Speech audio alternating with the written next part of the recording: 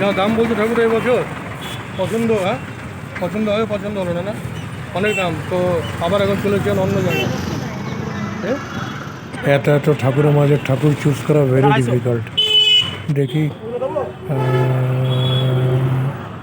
এটা পছন্দ করলো, বলো কি এটা ফাইনাল বলো, কোনটা পছন্দ করলো এটা কি বলো ফাইনাল। ঠিক। তো বন্ধুরা, আমাদের পুজোর আয়োজন প্রায় শেষের দিকে। একবার দেখিয়ে দিই, ছোট্ট করে আমাদের পুজো। এখানে মেনলি আমাদের জন্মাষ্টমীটাই বড় করা হয় আর কি। মা সরস্বতীকে তোমরা তো আগেই দেখে নিয়েছো।